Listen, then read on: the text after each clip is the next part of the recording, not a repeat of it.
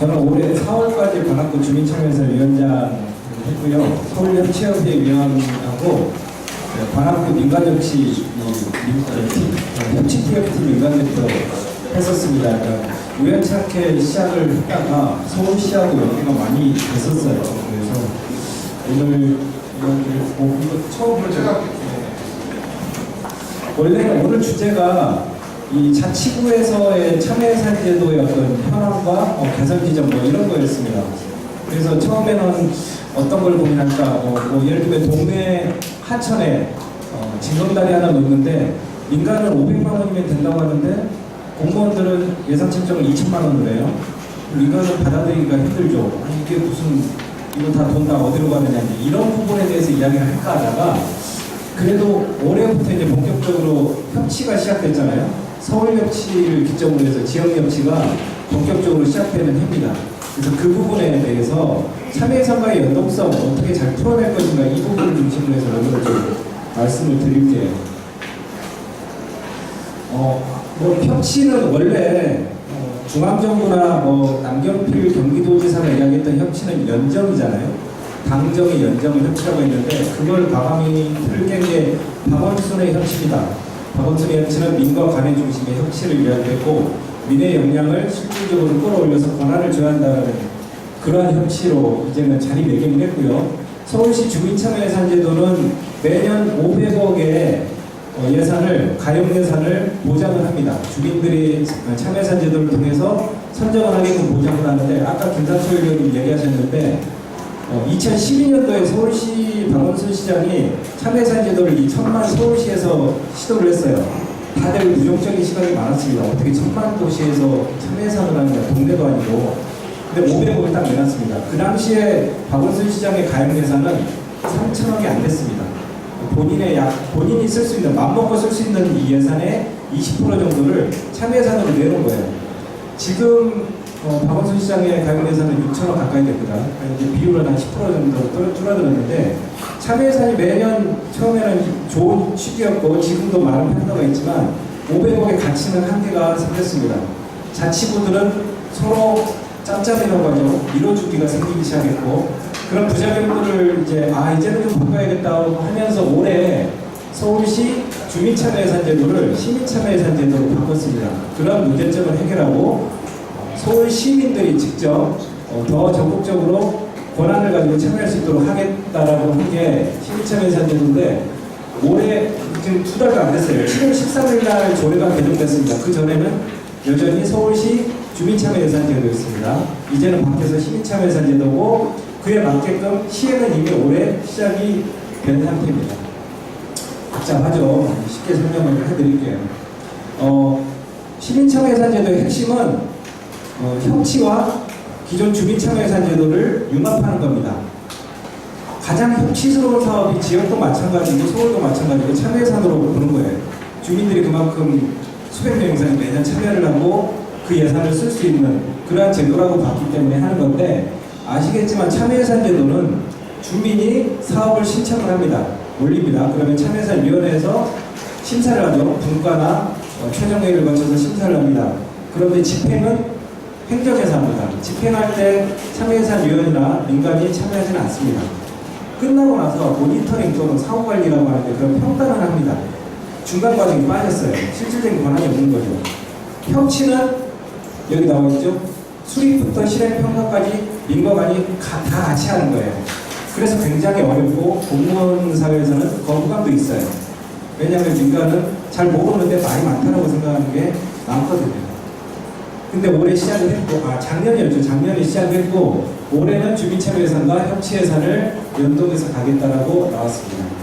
근데 이 사업 특성상 분리가 필요하기 때문에 투트랙으로 간다고 규정이 되어 있어요. 그 말은 뭐냐면, 민간은 내가 지역에서 환경 분야 단체에서 활동을 하고 환경 전문가여도 지역의 복지나 다른 청년 문제가 생기면 같이 얘기할 수가 있습니다.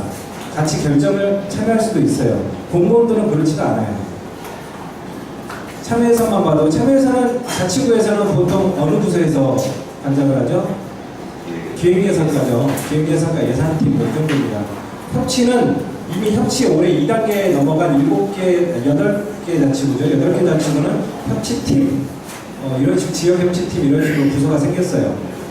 협치는 협치 예산이 있고 참여 예산은 참여 예산이 있습니다. 자치구들도 마찬가지예요.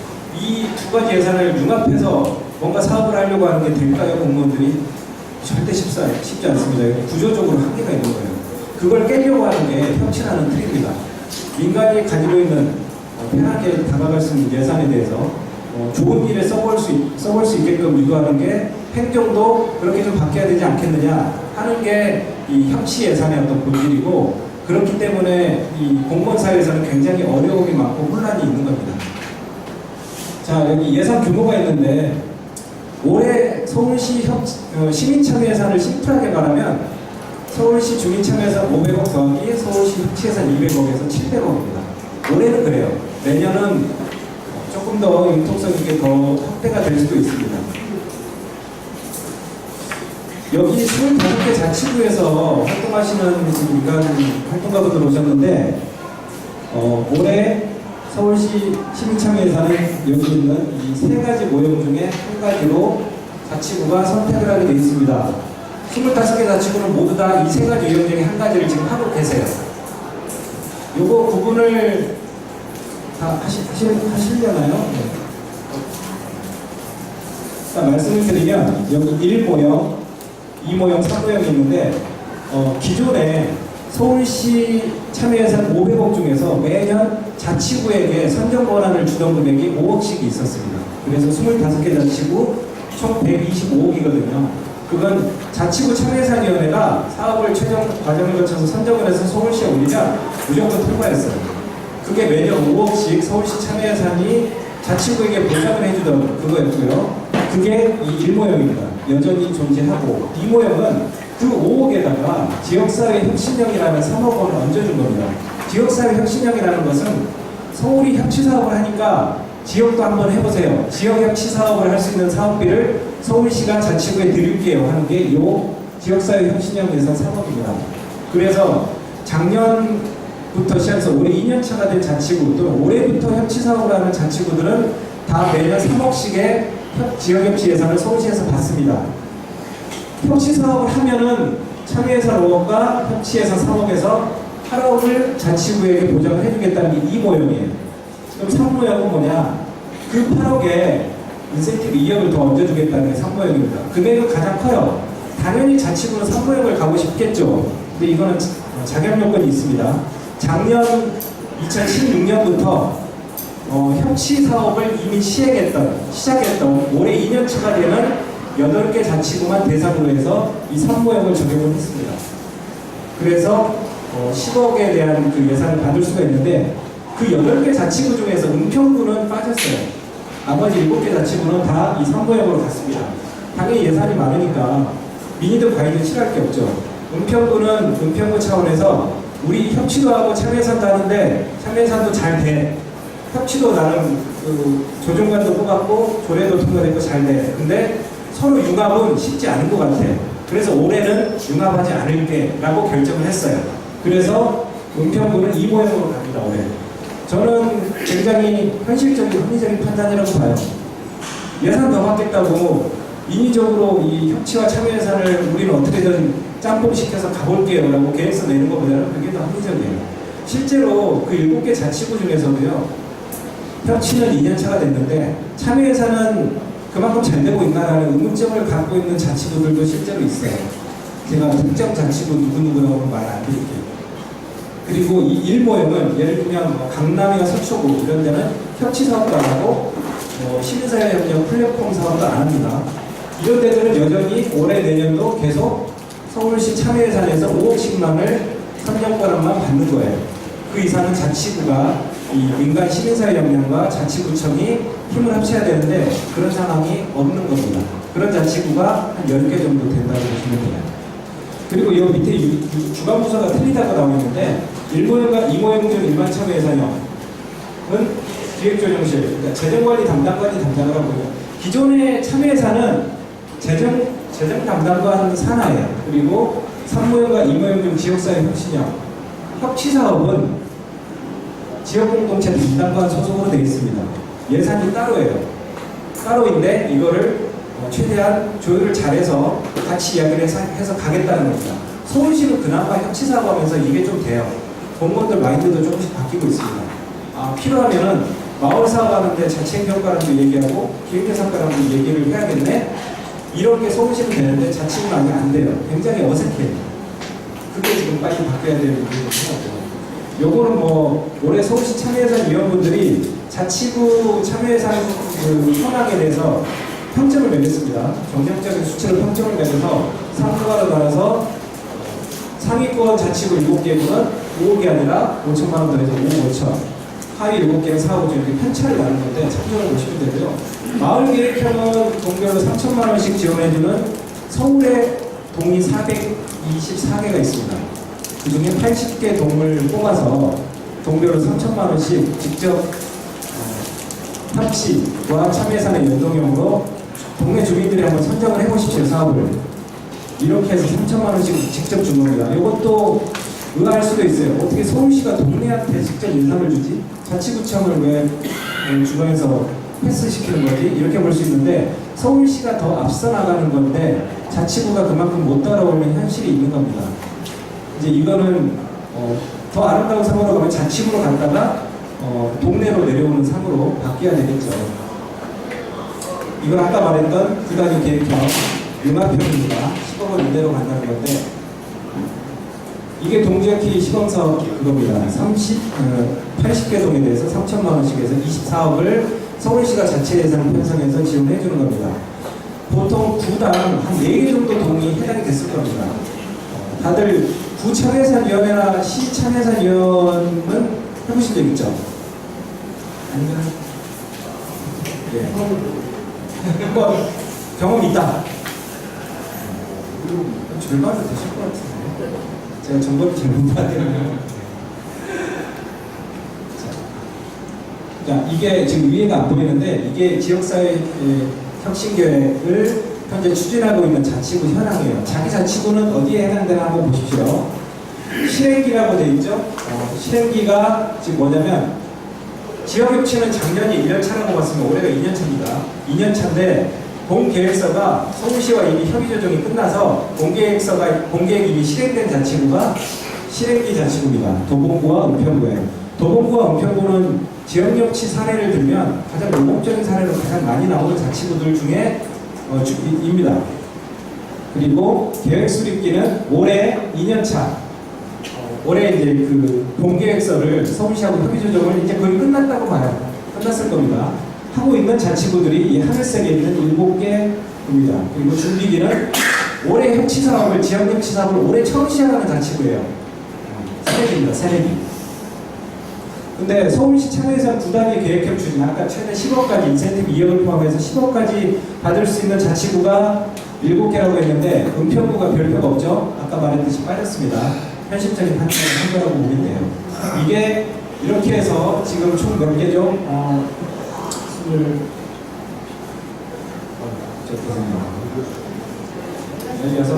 16개면 9개 자치구가 현재 기준으로 봤을 때도 지역협치 사업에 대한 고민은 없다. 보시면은 자 구로구, 여기는 마포구, 용산, 중구, 강남, 서초, 송파, 광진, 중남 이렇게 되죠. 혹시 그 구에서 오신 분 있으실까요? 없나요? 자, 이거는 시민사회 역량을 강화시키기 위해서 올해 서울시가 작년부터 플랫폼 사업을 하죠. 이게 플랫폼 사업이 현재 진행 현황이에요. 플랫폼 사업을 왜 진행했느냐? 시민사회 협치에서 시민협력 플랫폼은 협치의 민간의 파트너십에 해서 민의 역량이 떨어지기 때문에 현실적으로 민의 역량을 키워주기 위해서 서울시가 시민사회 진영이 그 자치구에 있는 시민사회 단체가 3개 이상 컨소시엄 맺어서 신청을 하면 계획서 내면 매년 1억씩 지원해 줄 테니까 시민사회 역량을 한번 키워보시라 라는 사업입니다. 그러니까 기본적인 전제는 협치를 하려고 하는데 민간의 역량이 많이 부족한 것 같아요. 자치구가. 그 자치구의 민간 역량을 키워주려고 1억씩 줄 테니까 한번 키워보세요 라는 거예요. 그래서 시행되는 게 이 시민협력 플랫폼 사업인데 1년차가 지금 올해까지 실질적으로 2년차입니다. 요 9개 자치구가 있고요. 빨간색. 준비 중인 자치구가 6개 자치구가 있습니다. 여기서 하나 조금 의아하게 생각이 드실 수가 있는 게, 아까 플랫폼 사업은 협치를 전제로 해서 협치를 잘하기 위해서 시민사회 역량을 높여주는 사업이라는데, 플랫폼 사업은 안 하는데 협치 사업을 하는 자치구가 있어요. 한번 보실까요? 잘 보세요. 자, 영등포, 예, 나왔어요. 금천, 예, 나왔어요. 영등포, 금천 이런 데는 플랫폼 사업은 안 하는데 협치 사업을 해요. 이걸 어떻게 해석해야 될까요? 네, 몇 가지 중에 하나인데, 하나는 그 자치구의 시민사회 역량이 아주 좋아서 굳이 플랫폼 지원을 안 받아도 우리는 협치 잘할 수 있어, 민관의 수평적인 파트너십으로 협치 잘할 수 있어 라는 자치구던가, 아니면 관이 욕심을 내서 준비나 기반이 안 됐는데 관 주도로 협치 사업을 하고 있거나, 뭐 크게 보면 이런 것 중에 하나일 거예요. 대부분이 후자일 거예요.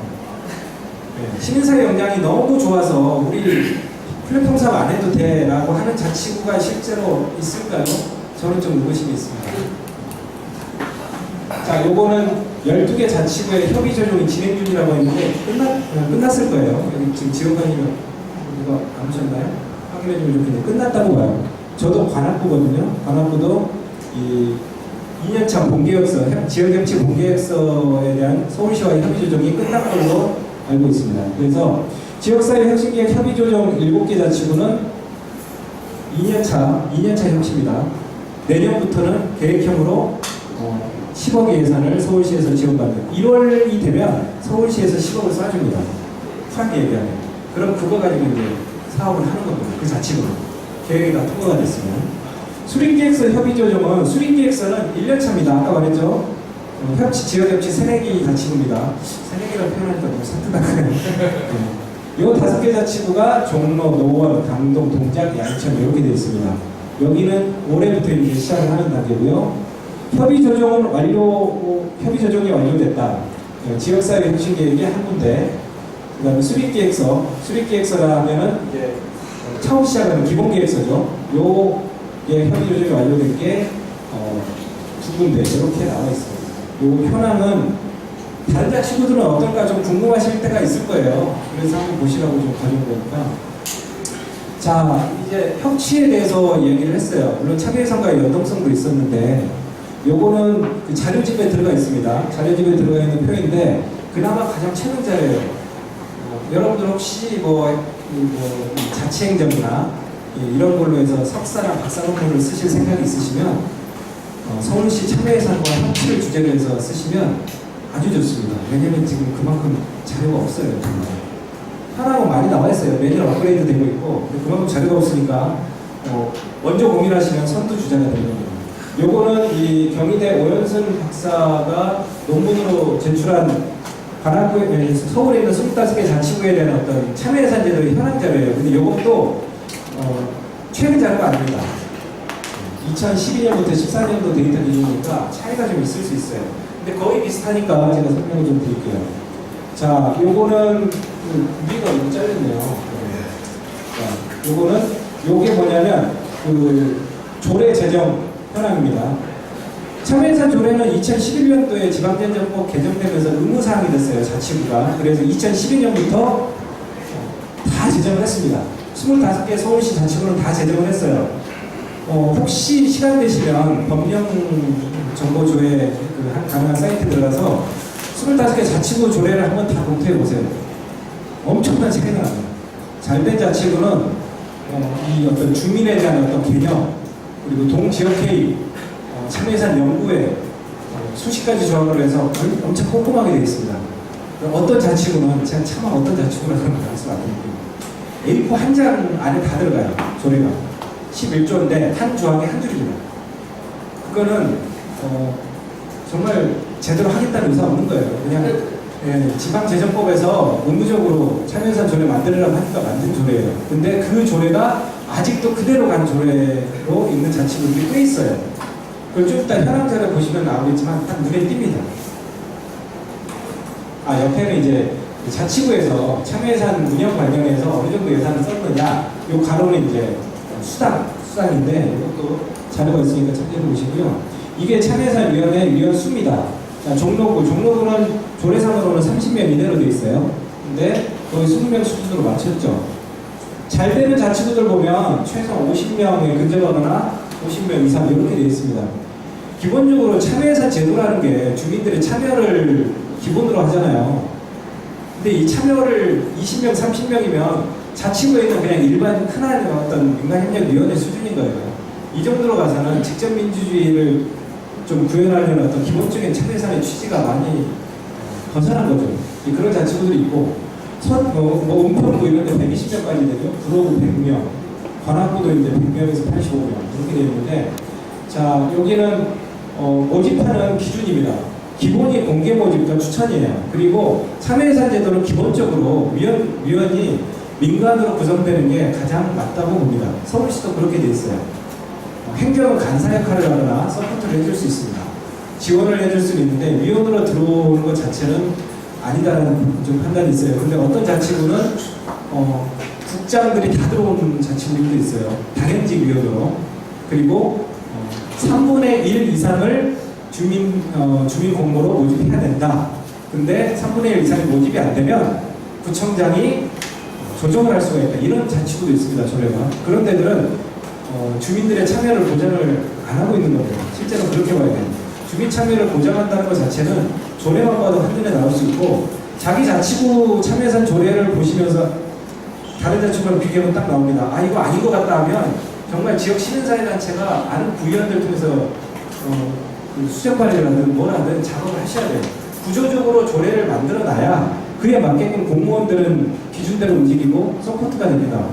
그리고 시민사회 역량은 당연스럽게 그 서포트를 가지고 역량을 키워나갈 수가 있어요.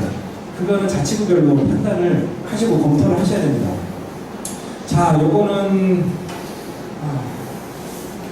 이게 뭐였죠? 저도 이제 막 헷갈리네요. 설명의 개최, 주민참여. 네, 주민참여예산 설명의 개최인데, 자, 관악구도 2014년도 빼고 쭉 가죠. 그리고 잘 되는 자치구들은 다 뭐가 많습니다. 이거는 참조로 보시라고 보신 거고, 주민참여예산을 하는데 교육이나 설명회를 기본적으로 진행하지 않는다. 이거는 자발적인 주민참여나 공모에 대한 의지가 행정에 없다라고 보는 게 맞아요. 그런 부분도 역시 개선이 돼야 될 부분이고, 요게 교육인가요? 예산학교 운영입니다. 예산학교는 매년 운영되는 자치구들이 있는 반면에 아예 안 하는 자치구들도 있고, 했다가 안 하는 자치구들도 있고, 현실이 좀 많이 틀립니다. 물론 해년마다 틀려요. 예를 들면 2014년도에는 지방선거가 있었고 작년도에는 총선이 있었고 하면 참여예산 제도 자체는 시기가 굉장히 들락날락합니다. 4월, 5월에 못하면 하반기로 넘어가잖아요. 그러면 꼼꼼하게 못하면서 이렇게 쭉 지나가는 상황도 있는데, 그럼에도 불구하고 하는 자치구들은 꾸준히 당연히 해오더라. 요거는 분과위원회 개설, 동지역회의 이렇게도 다 참여할 수 있는데, 서울시 25개 자치구 중에 참여예산위원회 25개 조례 중에서 동지역회의를 조례가 의무화하고 있는 자치구가 몇 개나 될 것 같아요? 제가 선물도 드렸어요. 생각보다 적어요. 2개 있습니다. 2개 자치구가 조례상에 참여예산 동지역회의를 구성해야 된다라고 하고 몇 명 이내로 구성해야 되고 이렇게 갑니다. 동지역회의에 대해서 언급이 나온 조례가 더 있어요. 근데 거기는 둘 수 있다라고 되어 있어요. 임의 조례예요. 이건 해도 되고 안 돼도 되는 거예요. 이거는 주민들의 기본적인 참여를 보장을 할 수도 있고 안 할 수도 있다는 겁니다. 이건 바뀌어야 되는 거예요. 동지역회의에 대한 언급이 없는 자치구들도 많아요, 여전히. 이 정도네요. 일단은 저도 길게는 말씀을 안 드렸는데, 협치, 제가 이제 서울협치협의회 위원도 하고 자치구에서 이제 협치 민간대표도 하고 했는데, 느끼는 점은 공무원들의 어떤 기본적인 어떤 마인드는 개선이 반드시 필요한데, 협치를 하면서 가능성이 있겠다라는 생각을 저는 했습니다. 그리고 서울시가 협치는 주도적으로 가고 있어요. 선두에서 나가고 예산까지 투여하면서 자치구들 한번 잘해보세요라고 하고 있어요. 근데 자치구별로 편차가 많습니다. 그 편차가 많은 것들은 자치구 현황에 맞게끔 민과 관이 조정을 하고 맞춰서 가야 될 수밖에 없어요. 한쪽 주장만 가지고 가면 이거는 냉각기를 거치다가 결국엔 양쪽 다 손해를 볼 수밖에 없다는 말씀드리고요. 요거는 다음 자료인데 각 자치구가 참여 예산을 어느 정도 책정하느냐입니다. 어떤 자치구는 몇억, 2억에서 3억 정도 책정하는 자치구가 있어요. 어떤 자치구는 몇십억이 되는 데가 있습니다. 매년. 기준이 다 틀려요. 여기 보면 일반에게 당초 예산의 1% 이내, 1% 이내면 엄청 많은 겁니다. 근데 실제로 그 정도가 되느냐? 그 정도는 안 돼요. 서대문도 예산 자체는 많은 편인데 그나마 자, 관악구는 가용재원의 30%라고 되어 있습니다. 아까 말했듯이 가용재원은 자치구의 가용재원은 구청장이 내가 맘먹으면 올 한 해 그 가용재원은 내가 하고 싶은 사업으로 다 쓸 수도 있는 돈이에요. 자치구는 보통 구청장이 쓸 수 있는 가용예산이 1년에 어느 정도 될 것 같습니까? 많아야 100억 정도 될 거예요.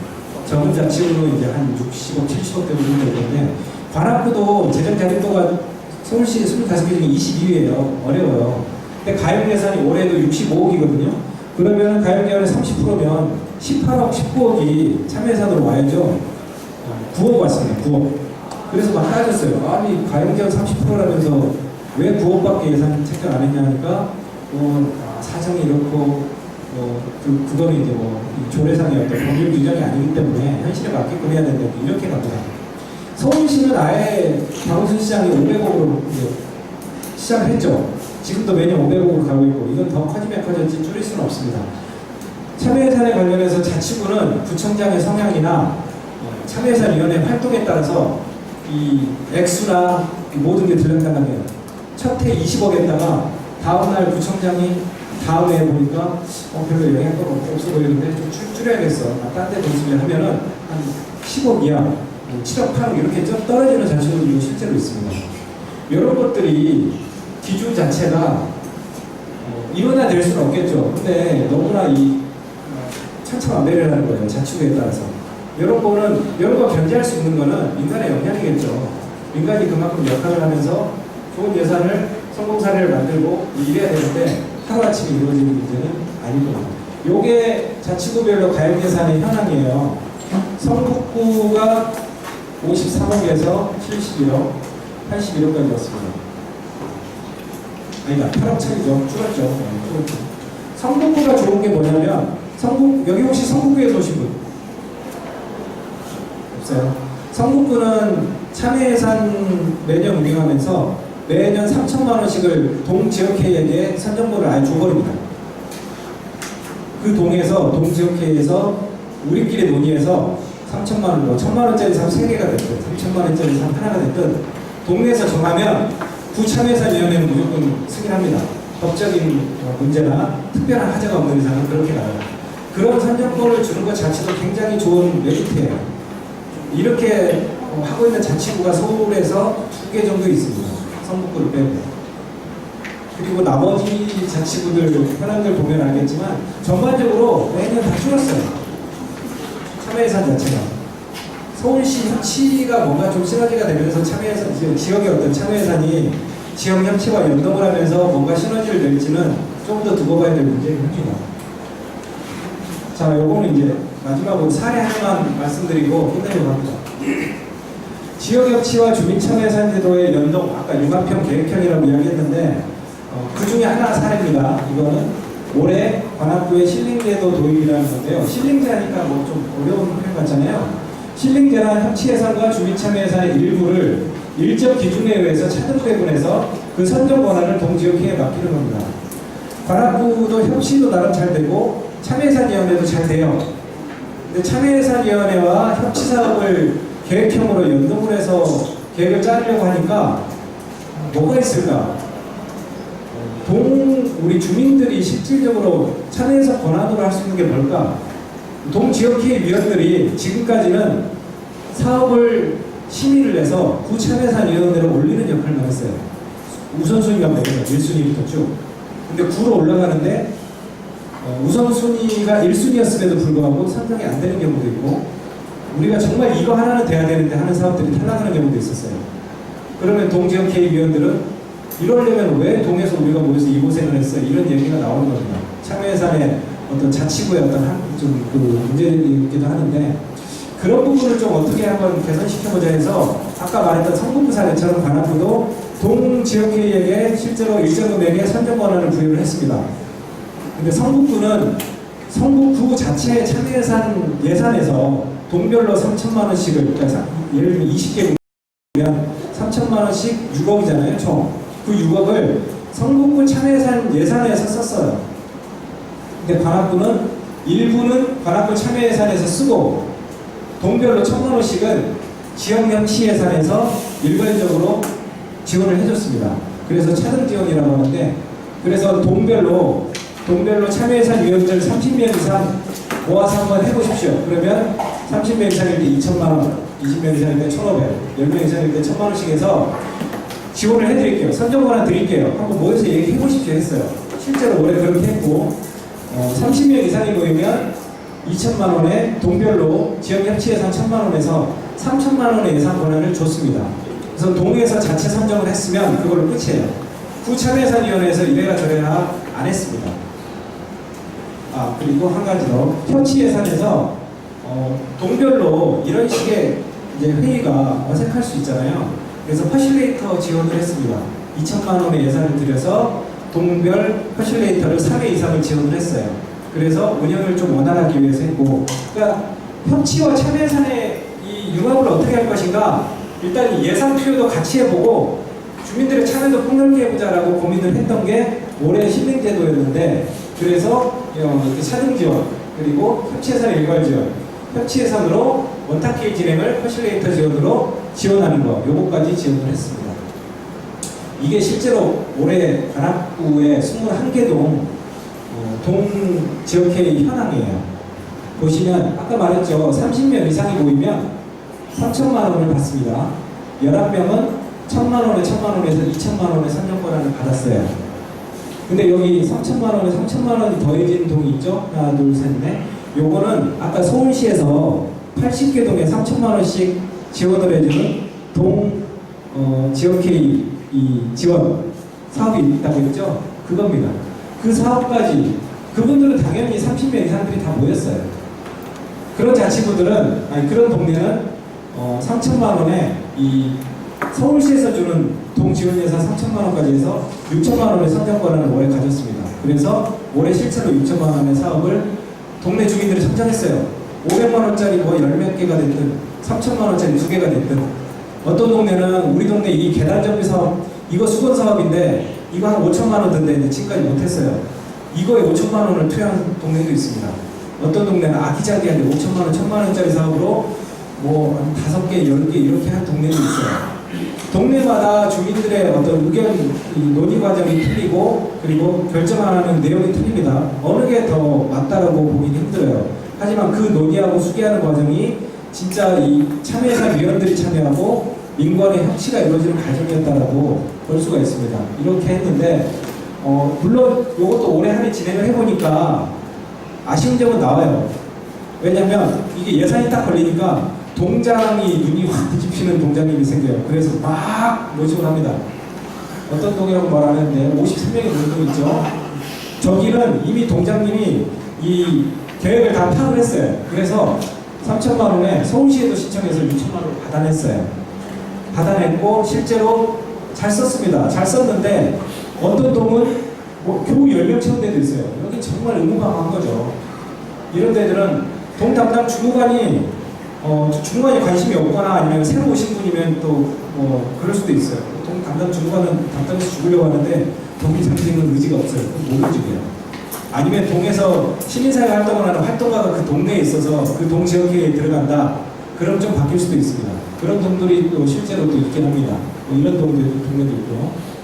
그래서 이제 동별로도 실정이 다르고, 아까 말했죠. 협치도 지역별로 실정이 다르고, 이런 현황을 어떻게 극복할 것인가 한 가지만의 답은 아닙니다. 그리고 이렇게 하다 보니까 실제로 참여예산 위원들이 공무가 돼야 되는데, 동에서는 동장이나 담당 주무관이나 통관장들 통해 가지고 막 땡기는 거예요. 우리 또 예산 받아야 되니까 등록합시다 해가지고 그래서 야 이거 53년 거였네 대단한데 근데 실제로 이 논의하는 과정을 지켜보니까 이게 과연 이렇게 많이 모였다고 이게 맞는 건가? 이런 또 의문점도 들었습니다. 그러니까 실제로 이 동원되는 상황 이 부분은 아무리 이 예산 지원을 하고 시스템을 잘 갖춰도 한계가 있다는 거예요. 그러니까 그런 부분은 매년 이제 발전을 시켜나가야겠죠. 서울시 참여예산도 5년 동안에 많이 발전이 된 겁니다. 그 전에 계속 누적되었던 특정 구에서 몇 명이 특정 분과에 들어가서 자기 동네, 자기 구에서 올라온 사업을 선정시키기 위해서 좀 억지를 쓰고 이런 분란들이 실제로 있었었죠. 그런 과정들이 또 나타날 수도 있는데 기존의 어떤 경험이나 교훈들, 사례들이 많기 때문에 최대한 단기간 안에 극복할 수 있는 내용이 나올 수 있지 않을까라는 생각이 듭니다. 그래서 제가 오늘 지역협치와 주민참여예산 이거 융합이라는 게 계획은 올해 초에 나왔어요. 저도 그 계획 실행 TFT에 들어가서 계획을 같이 짜기도 했는데 굉장히 어렵더라. 담당 공무원도 어려워하고 지역에 있는 협치 또는 플랫폼 사업을 하는 활동가분들도 이해가 어렵다. 이게 지금 가을이잖아요. 올해 거의 끝났어요. 지금. 내년에 가면 또 새로운 시도가 나올 수도 있고 예산의 범위가 더 커질 수도 있고 더 복잡해질 수도 있습니다. 그럼 이제 이런 것들을 오히려 민간 활동가분들이 더 빨리 캐치를 할 수가 있어요. 협치라는 게 정보의 중요성이 있는데 이제는 공무원분들보다 민간 활동가분들이 오히려 정보가 더 빨리 캐치를 하더라고요. 올해도 그랬습니다. 그래서 민간에서 서울협치에 연계하는 활동가, 지역협치 협의회에 들어가는 활동가분들이 내용을 먼저 알아가지고 이 기획예산과 예산팀장을 만나가지고 이렇게 갈 건데 우리 같이 논의해서 빨리 준비합시다. 오히려 이런 자치구들이 생겼어요. 그런 데들은 공무원들이 이제는 따라오게 돼 있어요. 그러면서 아 이제 많이 바뀌었구나 이렇게 느끼는 거거든요. 그런 사례들이 앞으로 더 많아질 거라는 거예요.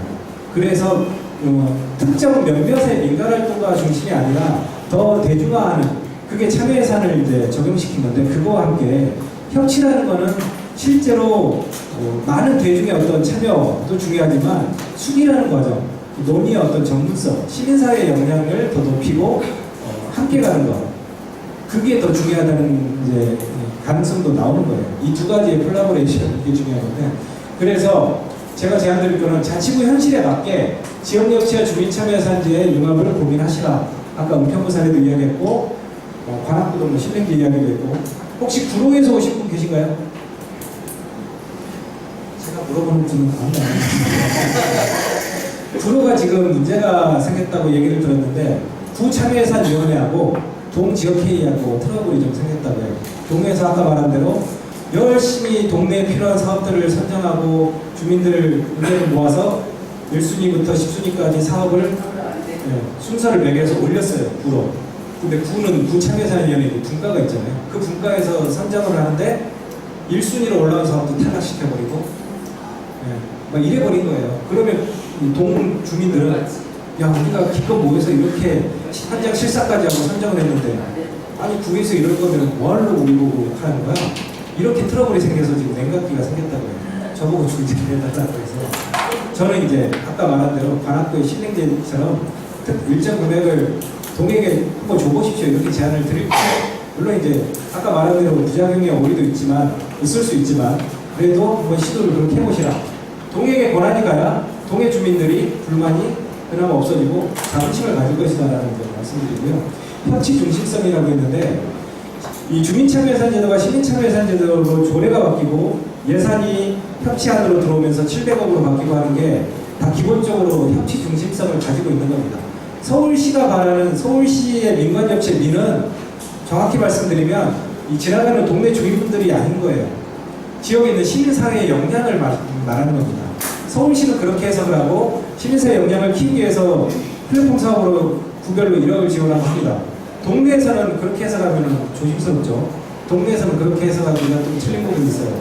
더 넓혀서 우리 동네 골목에 있는 주민들을 만나야 하는 건데 어찌됐든 협치 중심성을 가지고 참여예산과 이 지역협치 연동성을 고민하시는 것 같고요.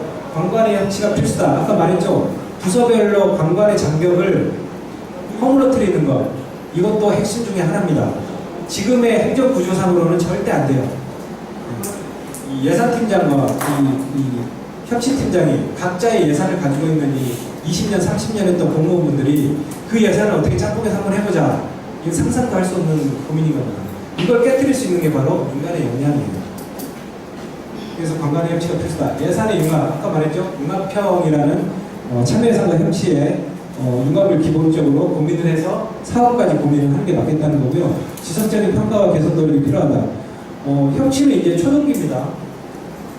조례는 2015년에 서울시가 만들어졌고 작년이 1년 차이고 올해가 2년 차예요. 그리고 자치구들은 거의 올해부터 조례가 올해 초에 다 조례가 만들어지고 있거나 이제 준비 중입니다. 그래서 서울협치는 3년 주기로 돌거든요.